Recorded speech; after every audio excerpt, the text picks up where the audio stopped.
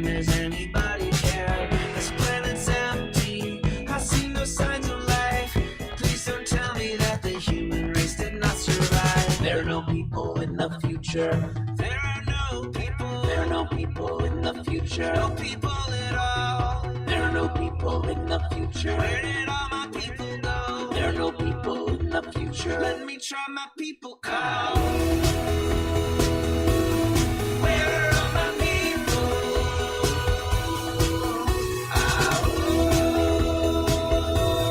Where are all my people? I guess I'll fly away now.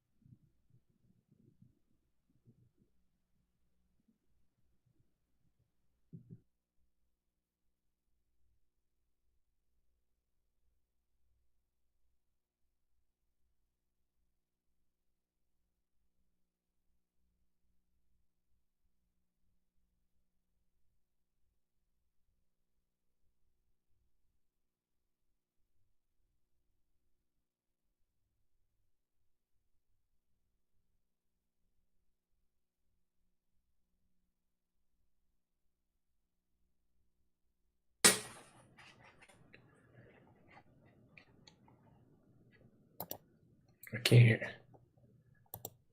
hear you. Can you hear me now? Oh, okay. Wait. Okay, so listen, everybody. So apparently, there's a couple things that were going wrong there. So listen, let me just go ahead and reboot what I was saying. Okay, so let me start from the beginning. I'm going to run through this because it's unclear. I think there was I think we had a double mic problem there. So we shall see what goes on. So anyways, it is Monday, March 14th, 2022. Welcome to Raging Chicken's Out the Coop Live. This is Kevin Mahoney, creator and founder of Raging Chicken. On Out the Coop Live, we talk to progressives, activists, and troublemakers of all sorts right from our own backyards from across the country. On Fridays, you got to check out our Friday Politics Roundup, where we break down the good, the bad, and the ugly in state and national politics. And check out the Wednesday show with Cyril Mychalejko. We got him on tonight because Cyril and I have been trying to connect, and one thing happens, and the next thing happens, the next thing happens. So it's been a bit. So this has worked out perfectly to have him come on the Monday night show, where we can actually kind of catch up on everything he's been working on and so on. Cyril is a progressive columnist for the Bucks County Courier Times, the Intelligencer, and from the Bucks County Beacon, where he's been tearing it up there already. Cyril's usually joins the show. We break down what's happening in Bucks County, Pennsylvania, and even international politics. You can get all our shows by subscribing to our podcast on Podbean, iTunes, Spotify, wherever you get your podcasts. You can help support this show by becoming a patron for as little as $5 a month. Head on over to patreon.com/rcpress. And you can also help out the show right now by heading over to our YouTube channel if you're not there already. Smash that subscribe button, like the stream for the show, and hit that notification bell that you'll know every time that we go live. You can also join our Discord server. Information on that is right in our show notes for tonight. For more PA Progressive Talk, tune into the Rick Smith Show's live stream at 9 p.m. Eastern on his YouTube channel, Twitter, or Facebook, wherever you get your streaming channel. You got to subscribe to his podcast wherever you get your podcast. Head on over to thericksmithshow.com for the latest across all of his platforms. And you must check out the Sisters of the Night Caucus podcast if you haven't already. They are in Season 2, everybody. Season 2! The amazing PA women stirring the political cauldron behind this podcast rock the house. And they know where the bodies are buried. Make sure to follow them on Twitter at The Night Caucus. That's at The Night Caucus on Twitter. And subscribe to their podcast on Anchor, Spotify, iTunes, or wherever you get your podcasts. And for all you gamers out there, the Game Inn, that's with two N's, the Game Inn is a Quakertown-based black family-owned gaming store. They're friends of the show, and they've got everything for retro N64s, the latest consoles, video games for all platforms, loads of collectibles, action figures, and Funko Pops. And look, kids get a discount when they get A's on their report card. How great is that? Check them out on their Facebook page. Follow them on Twitter at The Game Inn. If you got a question about a game, look for something hard to find, shoot them a message and drop them an email at thegameinpa@gmail.com. A special shout out, as usual, goes to Jonathan Mann, who wrote our intro song, There Are No People in the Future. Check out all his great stuff on his YouTube page and follow him on Twitter at @SongADayman. That's @SongADayman on Twitter. Want to let you know about a show that we've got coming up to as well. Next Monday, March 21st, I'm going to be welcoming William Horn to the show to talk about his recent article in Truth Out that was titled Fascism's Legal Phase Has Begun. Threats of White Vigilante Violence Are Real. Horn is an Arthur J. Ennis postdoctoral fellow at Villanova University who writes about the relationship of race to labor, freedom, and capitalism after the Civil War. He's got a PhD from the George Washington University and is co-founder and editor of the Activist History Reviews. That is next week right here at 7 p.m. on Out to Coop Live. But of course, tonight, we're welcoming Cyril back to join our Monday night show. As I said, Bucks County Courier Times, the Intelligencer, Bucks County Beacon. It's fantastic. It's been a bit since we've been able to catch up on everything he's working on. So psyched this worked out. It almost did not work out, which I'll explain in just a second. Oh, actually, I can take this one guest block and put him back up there. I had a stand-in guest block just in case we really get you on. I'm like, okay, show number 2 getting planned as we go here. So we'll be talking about the ever-present school board wars in Bucks County. Right wings now turning its attention to banning books. We'll also maybe touch base and talk a little bit about Russian invasion of Ukraine. I know Cyril's been paying attention to that too as well. We'll take a moment to celebrate Cyril's 1-year anniversary as the columnist of the Bucks County Courier Times.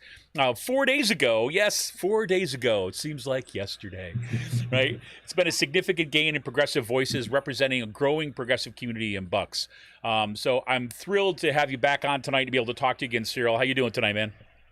I'm doing good. Thanks for having me back, Kevin. Good to finally connect with you. And almost didn't happen again I tonight. know, literally. Okay, so here's the deal. I was saying what I was trying to say, right? When I was working out, trying to figure out, okay, I saw you coming in, and so I'm Mhm. sitting there, but I could see you, couldn't hear you. I was trying to kind of adjust what was happening, and in that process, I also shut my own mic off. So it was like one thing after another. My daughter had an awful day today. I knew I was just kind of one of those days. I got her favorite thing for dinner, Wegmans mac and cheese. Got a whole new. She was so thrilled. I get it. We get it. I cook it. What happens? It's actually spoiled. It turned, right. So it's actually so we had sour milk mac and cheese, right. And so it's like it's like it's been that kind of day. So literally about what 15 minutes, 20 minutes before we're gonna go on tonight, right? And like Cyril's like texting me, my power went out. I don't know what to do. But luckily, the power is back on. Cyril is here. Oh my gosh, it's been quite a day. I'm telling you, Well, it's almost over. it's almost Really. over. Well, we'll see. We'll see. I mean, I'm waiting for something to happen yet, where like my day will not be over yet. I mean, if I've like painted a wall like this whole area of my basement today. I've done running all these errands like a mad person. But anyways, enough about me here tonight. But man, so it's been a while since we talked, and since we talked last, things have not gotten less crazy No. in Bucks County at all. I mean, I don't know where we should even start tonight. I mean, because I'm thinking about I mean, you have written since we talked last. You have written about obviously what's happening in Ukraine, right? The Russian invasion of Ukraine. A shout out for the kind of folks that are doing some of the solidarity work and kind of helping support folks there. We've got the kind of the uptick of the book burning. I mean, the book bans, right, Yeah. that are happening in our schools. We saw like woke PA, right, is now kind of like turns out that Chris Ullery had a great piece over in the Courier Times kind of tracking the money behind woke PA. um, I mean, where's the other one? What's the other piece I've got right here too? Oh yeah, creationism at Penridge, right? I mean, so I mean, let's start maybe at like the 10,000 feet view a little bit, and give us a little kind of what have you seen happen over these past few weeks, and how would you kind of describe what's going on? Yeah, I think what we're seeing is that there's no let up, on the side of the far right. They're kind of moving forward with the momentum that they got with the last election, right? And they have their eyes on this coming November. And what I'm also concerned about, like moving forward, is just, what is the Democratic Party doing to kind of, you know, to counter this, Right. right? Like, Yep. is it, I know parents are doing the work, right? And we're seeing that in Penridge, in Central Bucks. There are parents that are organizing on their own and pushing back. But I'd like to see the party do a little more, throw some resources behind this, because what we're seeing from Penridge and North Penn and Central Bucks, like many other people have pointed out, it's part of a national kind of Right. campaign, right? To kind of activate the far right base, to kind of whip them into a frenzy, right? And to turn them out, and they are coming out, and the scary thing is, like, with their majorities on some of these school boards, the damage that they're going to be doing to these school districts, it's going to be hard to undo. And quite frankly, like, I'm wondering if there's going to be like mass resignations, right? Like at the end of the school year, Right. in some of these districts. I'm with you on that, and on I don't know where this goes in even in the short term. Um, I've look since the beginning of this year, because I'm in the Penridge School District and we're in this anti-mask craziness and everything. Both my kids have now had COVID, right? And they wear KN95 masks to school. But that's only going to get you so far when virtually nobody else has got them on, right? Including teachers, right? Not all, I mean, most of the teachers got them, but, you know, again, some of the teachers that do not, right? So, and, you know, even with, it's like my son in middle school or my daughter in elementary school, even if they are wearing the mask, right, you're eventually packed in at a lunchroom, right, during lunchtime. So that's like at a personal level, that's hit so hard, right? And that's kind of upended kind of our working lives, right? Certainly there and theirs. Luckily, they've been vaccinated, right? So that my son had a little bit harder case than my daughter. But that's just kind of like one kind of window in. I look at things like what they're doing over in Central Bucks and are doing here in Penridge too as well, about looking and going through these, you know, really performative, like, I mean, it's like the same playbook, right? Okay, first there was the anti-maskers, then there was the anti-CRTers, and now there's the kind of anti-books people. And they do this performance of they're just going after the next thing.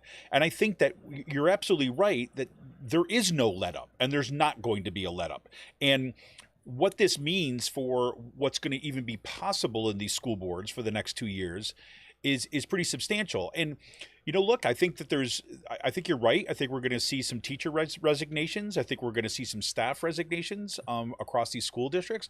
I think parents are going to continue to organize and continue to push back. But in the meantime, I think there's real damage that's happening to our schools. But Yeah, absolutely. And, you know, it just, I think people need to start getting together and including like some folks from the party and just kind of like really map out like one, like how do we move forward, but not just within these school boards, because the school board's just like a microcosm for like bigger issues that are happening, you know, across the community. But how do we use maybe like the school boards to kind of like organize around and kind of like mobilize a movement around the more kind of like systemic, you know, the systemic issues that are kind of like leading to these problems, you know, such as like, you know, it's like school funding, whether it's for like higher education or just for, you know, just for K through 12. Right. And the fact that it's tied to like property taxes, with the state, like, you know, being one of the worst in the country with its contributions. You know, and with that trial that just passed, I mean, you had the Republican lawyer, you know, essentially admitting that like this system is set up in a way where it's kind of creating like a permanent underclass. Like 100%. he's saying, well, there needs to be retail workers, and like what's Algebra 1 for someone on the McDonald's career track? Right. It's astounding, right? I mean, it's like, you know, masks off entirely at this point. But, you know, and let me go back to your point that you were making about the Democratic Party in here. And I'll tell you, I think we've got this 2-track thing happening too. I do think, for example, the Democratic Party, however we want to talk about that, or we could talk about it in the most general sense, but also in terms of party mechanism at the state level and the county level, even national level. I do think that there is more attention being paid to what's happening in Bucks County, what's happening in Pennsylvania from the Democratic Party. I think that there's a recognition, especially since we saw some, you know, of these stories about what's happening in our school boards break through on the national level, and seeing that this is actually a really critical district, both for the state house and kind of nationally. The problem is, I should put it like this: one of my concerns is that when the Democratic Party says we need to pay more attention there, what they mean by that is that we need to fly in more of these consultants, right, who are going to try to kind of workshop these kind of messages that they think plays well with this kind of middle of the road voter. Right. I've called this in a different kind of context, you know, the unicorn, like, you know, like moderate Republican that you're going after, as opposed to the massive number of people that are being impacted about what's happening in the school boards. Right. So I think that, you know, as we get closer to the 2022 election, the Democrats are going to kind of return to this kind of consultant based way of thinking about it. And by consultants, I'm really talking about these national consultants, right? Who basically say the way you win election in a purple district is that you talk about how great cops are, right? The way that you win an election in a purple district is that you say you want to kind of don't want to raise taxes, right? You're still replaying the 1990s Bill Clinton like model. Whereas I think that they need to start fighting back. And I'm thinking back to what Diana Lagerman had said on this show not too long ago, when she was like, look, we need to fight with what the issues are, right? If they're coming out, we cannot just kind of like pretend that doesn't exist, because that is what is driving people out to vote. And that's how we got to build our organizing model around. But no, I agree. And I was just thinking, like, when you were talking about them kind of, pivoting back to this kind of like consultancy, electioneering, they do need to listen to people like, women like Diana Lagerman or Adrienne King or Marlene Prey. They need to listen to their base, whether it's labor activists, maybe someone like, and they needed to support like folks like, Connor O'Hanlon, right? Like a Democrat who's running, on these issues, saying clearly, just championing like democratic progressive values, which is what we need to be winning on, right? Like if you don't believe enough that like your values and your ideals, for the country, is going to win over like the majority of the population, then like, why are you even, why are you a Democratic Party? What do you stand for? Right. Yeah, 100%. I mean, 100%. And I also think that we saw in I'm pretty sure that you saw Diana Lagerman's piece that kind of came out, her thread about the kind of breakdown of the Paul Martino's quote unquote white paper in the Central Bucks School District. But where, looking basically that money kind of coming in is, not only is it going to continue to come in, but, he's producing these kind of like self-fulfilling prophecy white papers that can't even get math right. But are nonetheless like, but they don't really, and again, I think it's pretty, she said it better than I ever could. Look, that was never the point, right? The point was just to put on this little PR show, and that's what's going to get the media. But it's also kind of clearing the way to make sure that more of his money is going to be pouring into these elections. No, I mean, absolutely. And it'll probably be coming from a few more folks like him as well. These, aspiring oligarchs. And, like you said, a lot of that was performative. He strikes me as someone that likes to have his ego stroked. So that's why I think like he kind of like showed up. And if you listen to that meeting, like, the crowd's reaction to him was like pretty ridiculous. Rock star, but that's rock star. Yeah, he is.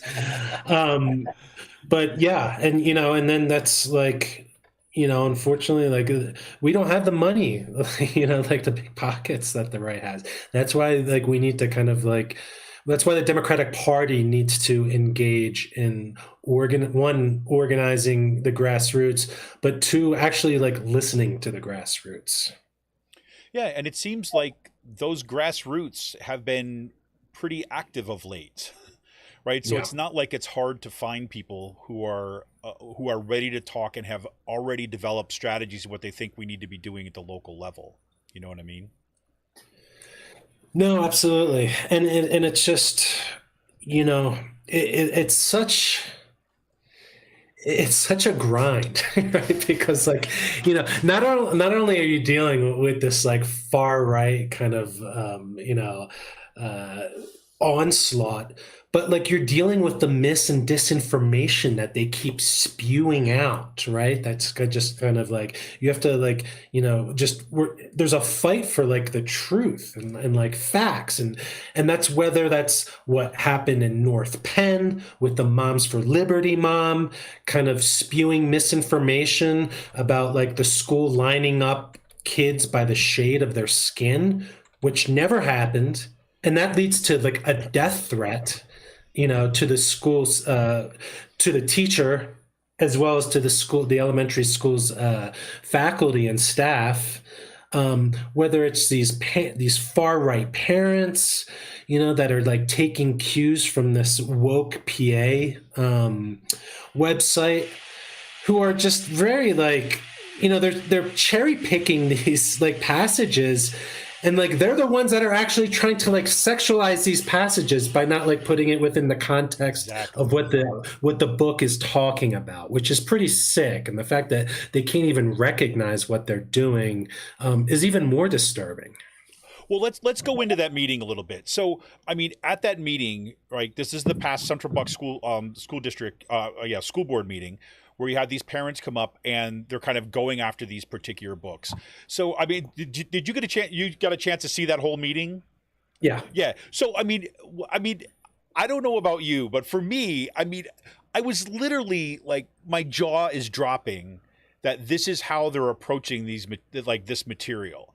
Right. So, I mean, kind of for those folks who haven't had a chance to check out that meeting yet. So walk us through a little bit. And you wrote about this excellently. I mean, kind of like pointed exactly to what the issue is here, which you just started to address there by kind of sexualizing passages, by taking them out of context and not putting them in within the literature that was trying to grapple with some really tough stuff, right? And it was kind of completely within the nationally recognized standards of kind of literature for high school students. So, I mean, what did you see happening kind of at that? Break it down for us a bit.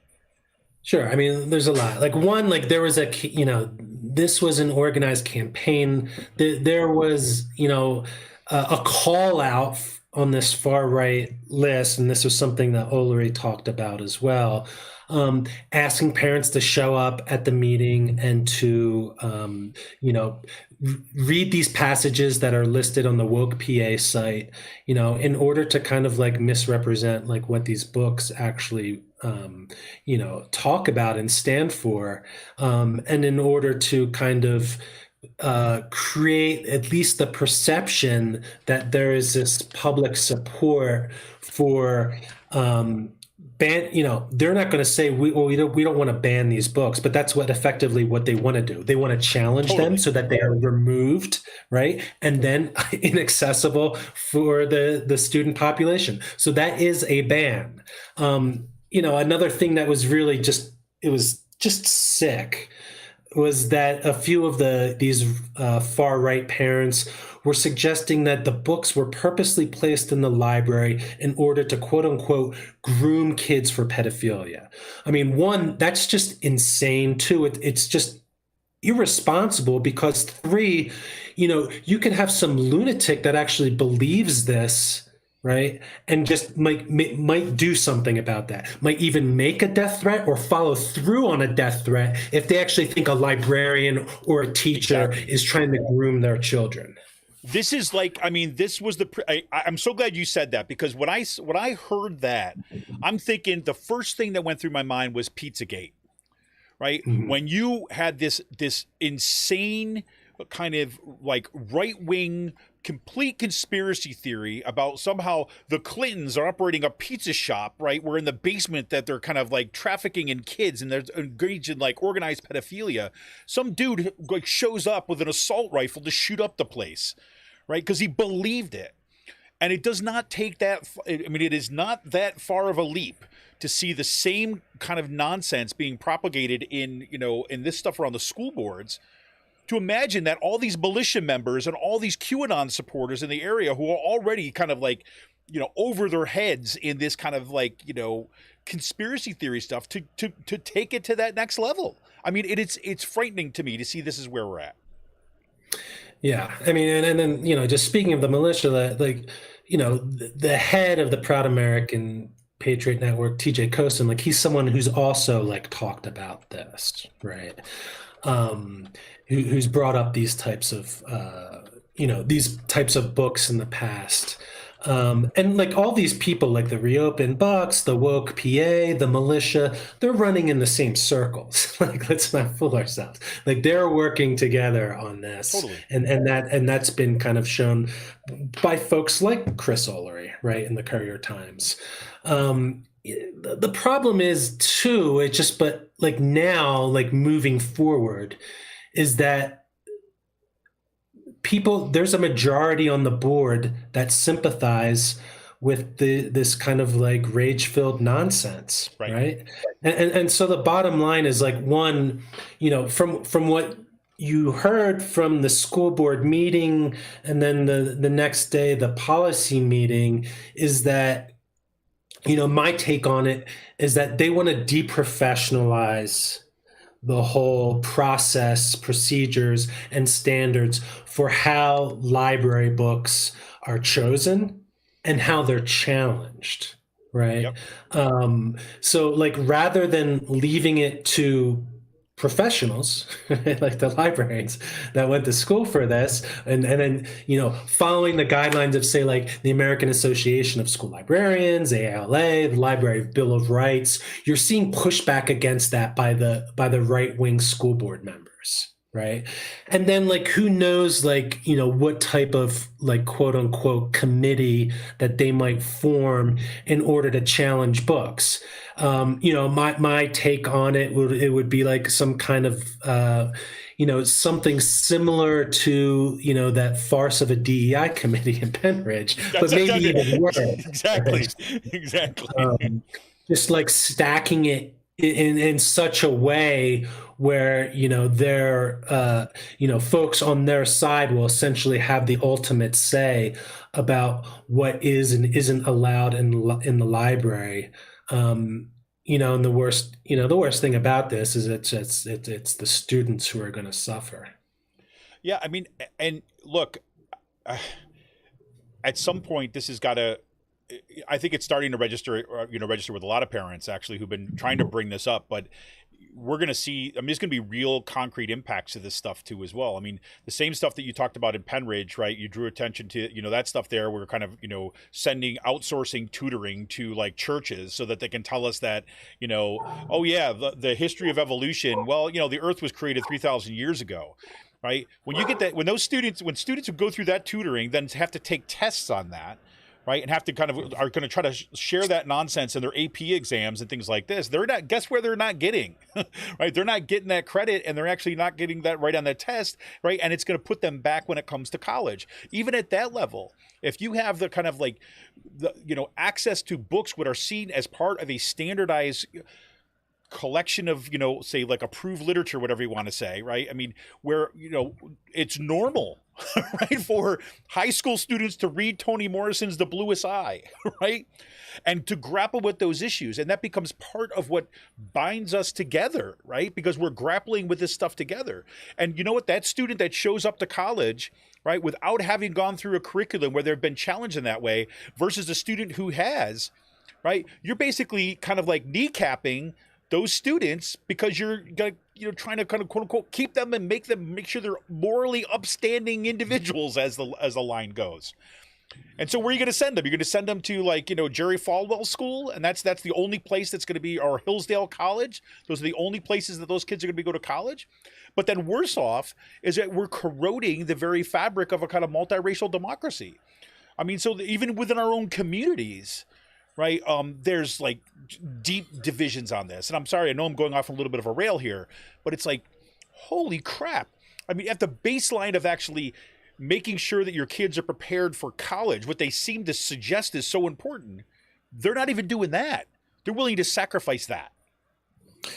Yeah, I mean, and it's all tied together. I mean, to kind of like continue on a little about what you were saying, and just like, and you also think about like how in Penridge we're like, these right-wing parents for Penridge for Educational Liberty are like celebrating, like banning like two books from like, Black women authors. They're calling out works by like Langston Hughes and William Baldwin, and the whole idea of like public education, like you said, my understanding of it at least is to kind of, it's a pillar of democracy, right? Public education just allows us as citizens to kind of, one, like learn about and grow up with like a shared set of like facts and like values, and just like understanding of like science, and like you said, like if that's not happening, then it is undermining democracy. let alone like a multiracial democracy, which is relatively new in this country, Right. right? It's like we've only had a multiracial democracy, and then not like, not fully, but since like the Voting Rights Act, 1965, right. And now you see them like rolling back these kind of the little progress that we have made, over the last like 5-6 decades as well, which is also like tied into this kind of like assault on education.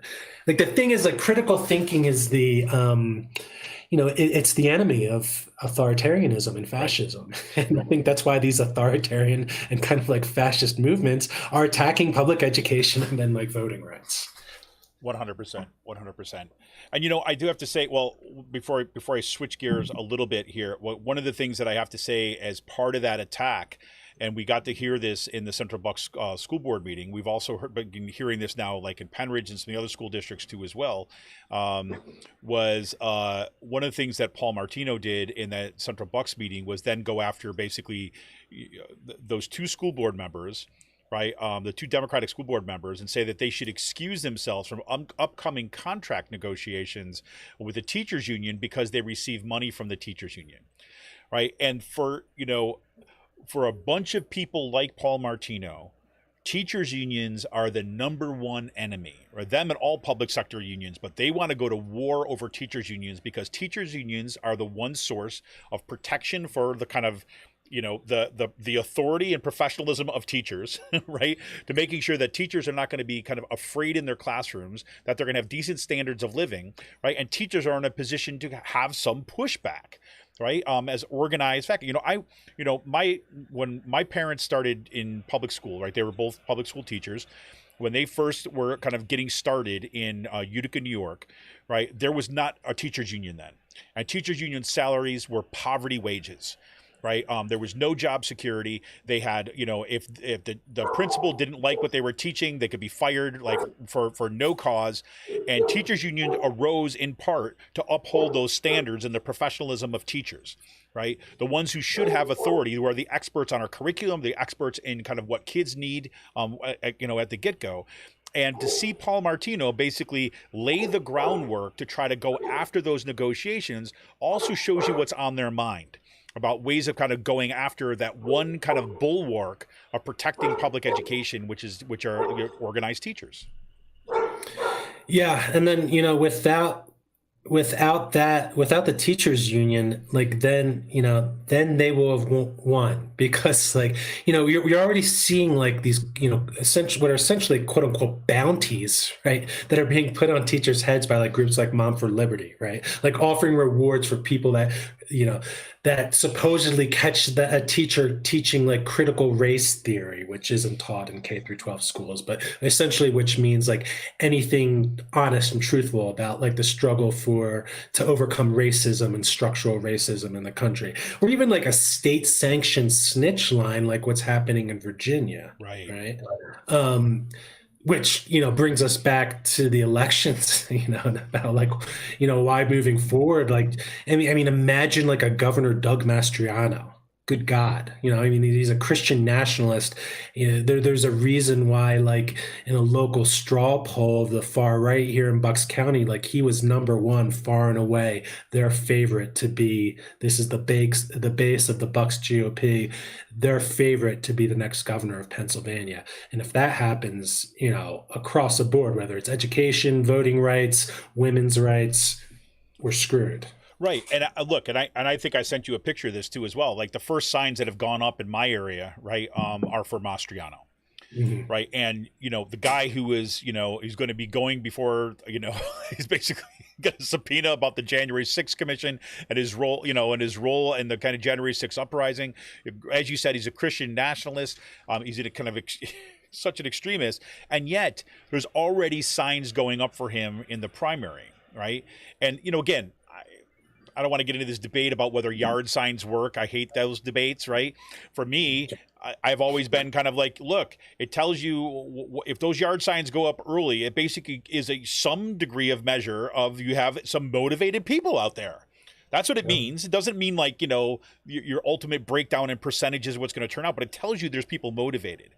And to see the first people out of the gate are Mastriano and the extremist, that should give us some serious pause about what is. And I do think that they're garnering energy on the backs of all, this kind of school board, like uprising stuff. Yeah, absolutely. So one of the things that I do want to kind of focus on the other side of that, of the Bucks County meeting, because not only was the meeting itself crazy for what these, extremists are now focusing on. You did focus in your piece, like your piece that kind of was out, just a couple days ago, right? The Bucks County Beacon, about some of the pushback, right? And you kind of focused in on Alexandria Coffey, right? She's I think I got her, Coffey, is that her name? Mm-hmm. And Right. a sophomore, right? Central Bucks West High School sophomore, who was pretty amazing, right? In terms of the message that she was bringing there, and you had a chance to talk with her and her mom, right? Too as well. So talk us through a little bit about that, because I think that this is the hope, right? Is where we have kind of room to build and for pushback. Yeah, I mean, and that's the thing. A lot of the kids get it, right? And like, thank goodness for like people like her. And and I'd written a bit something similar, a while back, using what happened in York with like the youth organizing, just kind of like trying to call on like Bucks County youth and saying like, really, like we need to follow your lead as well. Like, you need to be just as invested in your education as these students in York were, who were able to kind of roll back and defeat a pretty like extensive and comprehensive like book ban, that just kind of was like a blanket ban on just like authors of color or like biographies of like historical figures of color, which is really disturbing. But like, yeah, I mean, Alexandra Coffey, I mean, like what she said was just like, people have searched for the answers to humanity's most debated questions, in the words of Twain and Shakespeare alike. Literature has a proclivity to guide the soul. It gives people something to relate to, a silent promise that gleams like, you too can make it through this, right? And she was saying like, when she heard about this debate about like the banning books, like she was baffled, right? Yes. Like this, like, this sophomore in high school, like couldn't get like why these, parents were just taking these passages out of context and tried to kind of like make something, out of nothing. Never mind, like, there's, I think it's like infantilizing to some students like her. Now, granted, like not every, some of these books aren't for everyone, right? Like not everyone can kind of like grapple with these ideas. Never mind the fact that like a parent can like opt their kid out of having like access to these books, right? Like that can happen. Like they can call, they can contact the school. They can say, hey, I don't want my son or daughter reading Toni Morrison, right? Like they can already do that. So that's like another question. Then it's just like, well, then like why this push, right? Because it's not really about like parental choice anymore, something that they've been pushing, supposedly the whole time, right? No, it's not. It's about these far right parents choosing what they want and what they don't want in public education. Right. And it's basically saying, it's like, look, you don't want to opt your kid out, or you want to opt your kid out, right? Or there's a process, as you said, there's a process that you can do this, right? But what they want is the ability to tell all of us, right? And that's exactly it. And you know what I was reminded of as you were kind of talking through that? You saw this recent kind of like kerfuffle around Pixar's Turning Red, the kind of new movie that was just released, where you got this kind of like, this well-established movie reviewer basically coming out and was like, yeah, you know what? I just didn't really see the point of connection. I didn't really see myself in that movie, so I don't really know. It's got a really niche audience, so it's not that good, right? And it was like a huge, just people exploded. I think, and my daughter was dying to see this movie, right? We watched it with her when it came out, right? With, we had a movie night with my niece, my daughter, like my brother and sister-in-law, watched this thing. and it was an awesome movie, right? And like, and it was a, you know, I mean, again, put everything within brackets, right? It's a Disney Pixar movie, okay? So it's not like, you know, the cutting edge, you know, a movie, but it was a really sweet movie that was kind of dealt with it. I'm like, did I ever feel uncomfortable, right? Because I, as a white man, wasn't the central character of the thing? No, right? And I think there was one, I can't remember who said this, but it's like, I watched the Finding Nemo, right? And I couldn't connect with with Nemo because I'm not a fish, so it's a kind of a waste of time. I mean, it's ridiculous, but it's the same kind of mentality. Unless there's, you know, these books and the way that they want to see the world is reflected exactly in their experience there, that they want to ban everybody from having access to those alternative realities. And for me, it mirrors what they're doing in our communities too as well, what they're doing in our political system, what they're doing in our democracy. This is not just about kind of whether or not your kid has to kind of read Toni Morrison. This is about excluding, right, the kind of emerging majority of Americans to kind of preserve a kind of, forgive me, but a white supremacist version of history. I mean, I don't know how else to look at it other than that in the big picture. That seems to be the consequences. Yeah, no, absolutely. And I mean, again, like going back to Penridge, like, you know, besides like celebrating removing these books, they like were able to remove, like, it was the word oppression from like and like there was one other word, I can't think of it off the top of my head, but just from like just a curriculum document, right? Like the word oppression is offensive to them. Not actually that oppression itself, the word. God forbid we have a collection of letters that together signify this thing in the world, right? I mean, I just, you know, I think one thing that's like disappointing and is just that, like, you know, I mean, what do you think? I would think the superintendent should be pushing back against this shit, right? Like someone like David Bolton seems to just kind of, he's spineless, right? Either that or he agrees with this, right? And either one is unacceptable. Well, I'll say it right here on the show. You were right, Cyril. I tried to kind of like be an optimist for a moment when it came to Bolton right around this stuff. I'm like, well, but no, I think it's true. Either he's spineless, right, and therefore ineffectual, right, or he is basically in agreement with these positions. I mean, I don't know how else to read it. And if he wants to be seen as something other than that, well, then he has to show it in his actions, not in his, not in whatever his protections of his foo-foos or something like this. You know what I'm saying? Yeah. But I don't know. So yeah, I mean, this is.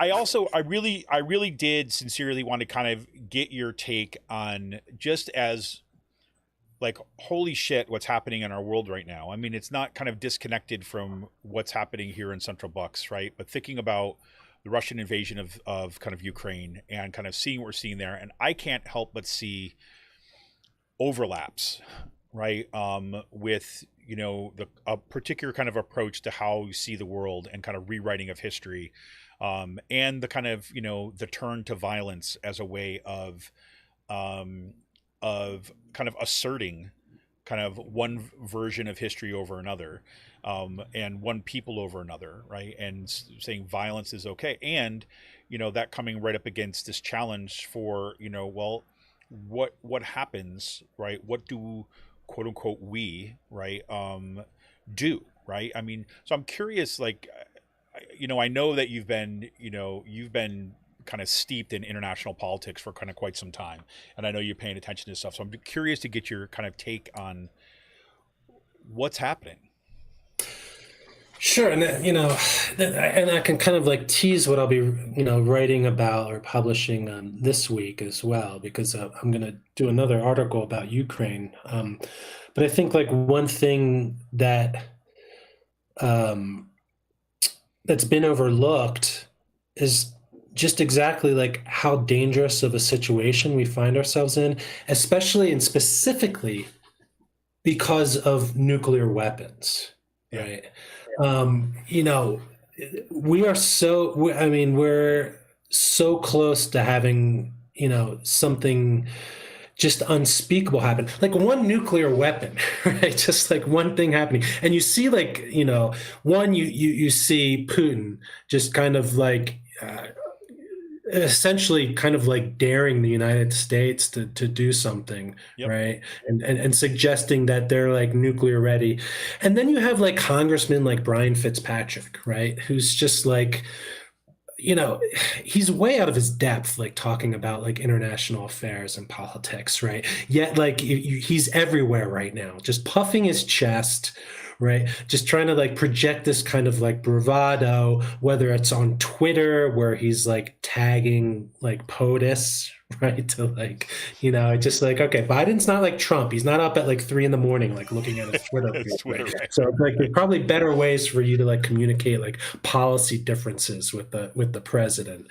But like, essentially like just suggesting that like the United States has to go in like stronger and comparing like what's happening, like the Russia's invasion in Ukraine to like a bully in the schoolyard, and you just have to hit him back.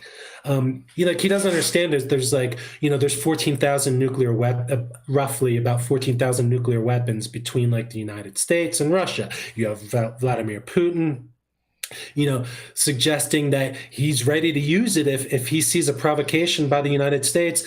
And, we've already seen what the United States has done to Hiroshima and Nagasaki, right? So, I feel like the thing I want to talk, I want to talk about this in my next column for the Courier, as well as like, kind of go into some of the progressive history of Bucks County, where there was like a pretty vibrant and thriving anti-nuclear movement back in the 80s. There was this group called BAND, the Bucks Alliance for Nuclear Disarmament, that was just a very like dynamic and active group of different like secular and faith-based organizations that were putting on like weekly events, having speakers. Helen Caldecott came to Neshaminy Langhorne High School back in '82 to speak about this. And we're at a moment now where I think like, this needs to be on people's radar. Yeah. Like back then you were like in the midst of the Cold War, right? And so like folks were like kind of like you couldn't help but kind of be aware and be thinking about like what could happen, especially like, when you had the rhetoric of Reagan, talking about the evil empire in the nuclear arms race. And to Reagan's credit, he actually kind of reversed his position on that. And then they did start kind of like, scaling back production, but that wouldn't have happened if there wasn't like this global like anti-nuke movement that was happening, where there was like, I think in New York City in like 1981, there was like 1 million people that kind of like came out to like Central Park, right? So like now we're at a moment again that just kind of shows us like how dangerous still having nuclear weapons is. And I think we're at a moment where, we need a rejuvenation of an anti-nuke movement. It's still out there, but it's more like kind of like it needs to be more intergenerational, because I feel like it's just like kind of like, more of the elders that are involved with like the Catholic workers and the plowshare movements, but we need to kind of make it more mainstream again. And then that kind of like by engaging in this and by denuclearizing, our militaries, like then we can use all those hundreds of millions of dollars that we're wasting, right? On these like suicide machines or these suicide weapons, because no one wins a nuclear war. Everybody loses, nuclear winner, like game over, right? So we can, and then you use that money for things that actually matter, like education, right? Like infrastructure, etc. Well, and I think that I love this point that you're making about needing to be more intergenerational now. Because I too, I remember this, growing up in Utica, New York, and then spending some time in Syracuse. Syracuse had a really vibrant kind of anti-nuclear movement there too as well. And, I think that there's some, I was thinking about, here's what I've been thinking a lot about of late. And I've been reading about some of the folks that are, pushing back, bringing up the question and want to kind of denuclearize our military. I like how you said that. But one of the things that they've been pointing to is that, look, in the 1980s and during the Cold War, what would happen is because you had these kind of massive nuclear arsenals, that you had all these kind of proxy wars that were happening all over the world, right? And they were proxy wars that were taking place, they were ideological conflicts, right, between these two kind of global powers. What we're seeing right now in Ukraine, however, right, you still have this kind of nuclear threat, right? Except now, right, what's happening is that there's a hesitancy to protect millions of people because of the potential of the nuclear threat, right? Of that kind of escalating. So, in some ways, like the question that's been there front and center for me is like, look, I can see, given how this is escalated, how the invasion of Ukraine has escalated so much already, I could see how this could escalate pretty quickly. Right. And what Putin has basically shown that he's willing to order. Right. You see the indiscriminate kind of bombing of hospitals and civilians and neighborhoods, things like this right now. We saw the killing of journalists now kind of in Western Ukraine as, basically another shot across the bow. And then you have, Biden and like Europe basically hesitant about wanting to move forward, right, and wanting to kind of get involved in any conflict. And it feels like it's a very different kind of context than it was during that, during the Cold War, because it's not about a proxy war. And I hear it drives me crazy when you hear the media say, well, it's the US and Russia again. And that doesn't seem to be the right, configuration and for how we understand what's happening in there. And front and center is there, I keep on coming back to, well, what happens? What does the world do, right, when you have a military power like this just steamroll into a nation and slaughter people? Yeah. How do we respond? And I don't think there's an answer for that right now. And I keep on coming back to that exact idea, is like where the nuclear threat has a very different role now. It is allowing and facilitating and enabling, right, the spread of authoritarianism by violence. Yeah, I mean, and absolutely. I think what we know isn't the answer, and I think like this is like something like, our congressman is pushing for, is not this like unipolar approach where like the United States is the one just kind of like making the decisions.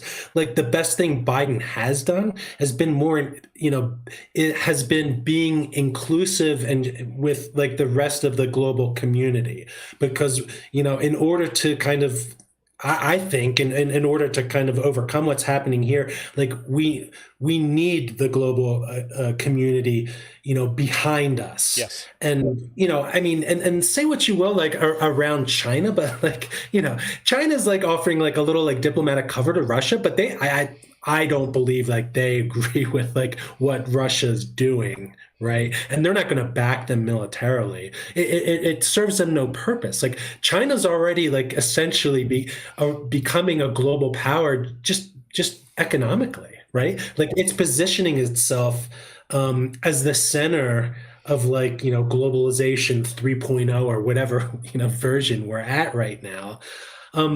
Through kind of like, soft economic power and, obviously there's strings attached to like, them right. Moving into like Africa and Latin America. It's the same as if like the US was doing it, but they're just like better at it now. And then they're like pushing, this like Belt and Road Initiative as well, just kind of like creating the infrastructure to kind of like,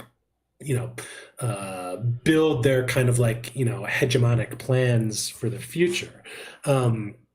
Went off on a little tangent there, but going back, like, yeah, it's just like we need to just kind of like this needs to be there needs to be a global response to this, right? And it's not something that the U.S. should dictate, right? We need to kind of, I mean, we can lead with like, ideas and things, but this has to be kind of like a collective response.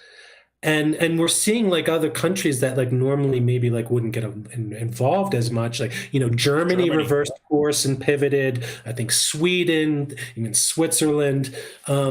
So, I think that's one good thing that's happening. But, at the same time, like, obviously, like, Russia is not letting up, and it is just kind of like doubling down on its barbaric brutality in targeting civilian infrastructure.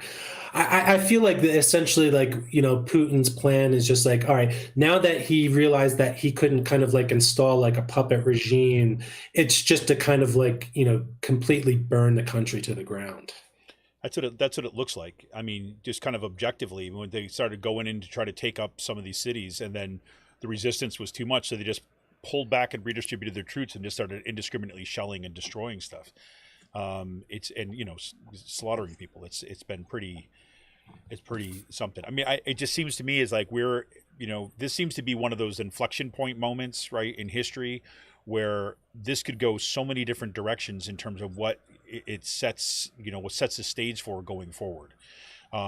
It is one of these moments where you can register pretty quickly, or not register, but you can kind of hear pretty quickly when you have commentators that are trying to kind of like put old kind of frameworks onto this new conflict, and they just don't work. And instead, I just keep on coming back with, we have to focus on, I mean, what you said on the one hand is that this has to be a global response, right? We're on the same page, and the focus has to be on the people of Ukraine, right? And I would also add to that, also not lumping in like the massive people in Russia with the Russian government, right? I mean, that's and I have to say, there's been some pretty good work on that, right? To basically, people really wanted to check this, like throwing the Russians into all like one big pit, but by kind of saying, well, look, and by focusing on the resistance, focusing on, the protests that are happening. There was like that one image of the woman getting arrested for holding up a blank sign, right? Meanwhile, people here in this country can't wear a mask because that's what tyranny is. But anyways, I don't want to distract us on that one. But you know what I mean? It's like there's some really important, careful work that's got to happen right now, and by keeping people's lives right and front and center, I think to how we approach this is going to be critical going forward. Yeah, I mean, that has been kind of like a positive development. Is just the kind of like, you still see it a little bit, but there hasn't really been this kind of like anti-Russian, like xenophobic like response, which is maybe like we've kind of like learned from the past, right? And it'll be interesting to see, because I also feel like he's kind of like losing his grip on his own country. Like, I don't think he just kind of recognizes exactly. I think he's put himself in a position where he's made himself vulnerable. Yeah, I agree. Because like once like popular opinion turns against him, then just like you would have like the oligarchs and like the military folks that might be responsive to that just out of like self-preservation, right? So I think the only other thing that kind of, that I've been thinking about is that, this is like what's happening here is just kind of like a testament to like the weakness of like international law and international treaties, international organizations, and international justice. And sadly, we've played a hand in weakening that. Right. Whether it's like our, illegal invasion of the war in Iraq, because, we went in without the UN, approval, which we're a treaty member. We signed the treaty, and the Constitution says that any treaty we sign is like the highest law of the land, right? Not to mention like the torture, right? And some of the indiscriminate bombings that we did there.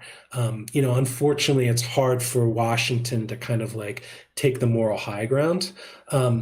Not to say that like we shouldn't like criticize and then that it kind of like delegitimizes like criticisms. I hate that like some people kind of like maybe use that to kind of like distort Yeah, you it's know, like, what's happening in Russia, or to kind of like come to some kind of like bullshit defense of what's happening over there. Like, no, like this is like Russian imperialism and just right, naked barbarism exactly. in Ukraine, period. And it doesn't matter whether, you know, the United States has done similar things in the past, right? It doesn't make it any better. Two things could be But wrong at once, right? yeah, exactly. But it is something to at least kind of like think about, like moving forward. You know, it's just like, well, you know, we can accuse Russia of committing war crimes and say they should be, you know, tried. You know, people should potentially be tried for war crimes, but we don't. You know, we haven't signed on to the International Criminal Court Right. because we don't want our own people, like, you know, tried for war crimes. So, you know, again, for like these are like kind of like bigger issue, like broader questions for like the peace movement in the United States, as well. But, you know, it's just something that I've been thinking about. No, totally. And I think, you know, I have to say on that point, it was pretty haunting to see the Russian ambassador to the UN show up and basically talking about how Ukraine was developing bioweapons and weapons of mass destruction. To see that come back, Yeah. right? And I can't, you know, look, I do think that there is something in the political strategy of kind of the Kremlin that is essentially trolling, right? I mean, and I mean that as a political strategy, right? And they do it so well in terms of their, you know, obviously hacker farms and all that other kinds of stuff. But I mean specifically on this stuff, to be able to take what, like, say the U.S. or other Western nations do and just like throw it right back in their face, right? And then basically say, what are you going to do? Yeah. And you see that stuff exactly play itself out. Well, it's crazy. Well, man, we're not going to solve these problems tonight. That's for sure. I mean, I think, but I like the way you put it. I mean, these are just kind of like some of the bigger questions for the peace movement that are, you know, deserve the kind of careful thinking and kind of, you know, thoughtfulness kind of moving forward. And we're not going to have kind of knee-jerk reactions, and to see already people doing some of that is great. So let me ask you this, is like, before I let you go tonight, as you already kind of gave us a little teaser what some of the things you're working on, but when you're kind of looking ahead to kind of, you know, stuff that you're working on, I mean, you got the, you know, the weekly column now, the Bucks County Courier Times, you've got, I'm sorry, the Bucks County Beacon, and you've got your column at the Bucks County Courier Times, the Intelligencer. So it's awesome to see this, you know, the doubling and tripling of these columns that are out there. So when you're kind of looking at kind of what kind of moving forward, things that you're still got your eye on, obviously you mentioned the stuff on Ukraine. Are there other things that you're paying attention to too as well? Yeah, I mean, obviously, you know, we have to keep on top of these like school board issues, right? You know, because like public education is such a bedrock of democracy. So, you know, that's something I'm going to continue to follow. You know, I'm going to continue to kind of like listen to like what and see what the community is kind of like most concerned about. Like that's just one approach, you know, I've taken with the column is about like listening to folks that are doing the organizing on the ground, or who are concerned about certain things, who think that like it would be helpful that I kind of like shine a light on whether it's something that's bad at happening, or something like positive progressive solution to some of the problems that we're facing.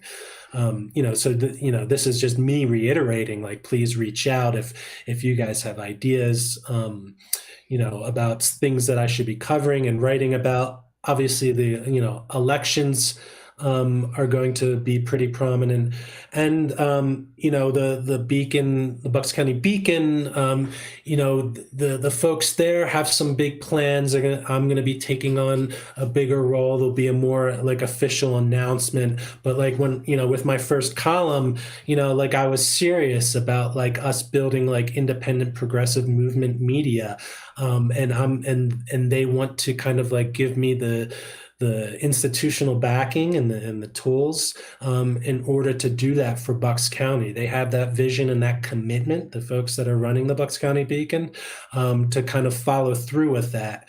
You know, I want to see this as a media outlet that's, you know, by and for like the people on the ground. I want to democratize the opinion page. I want more people to be involved in writing and engaged in the project. So, you know, and obviously I'll be back on, once this is more like formalized, but that's something that I just wanted to kind of give you just like a taste of, and something that, we can talk about more in depth moving forward.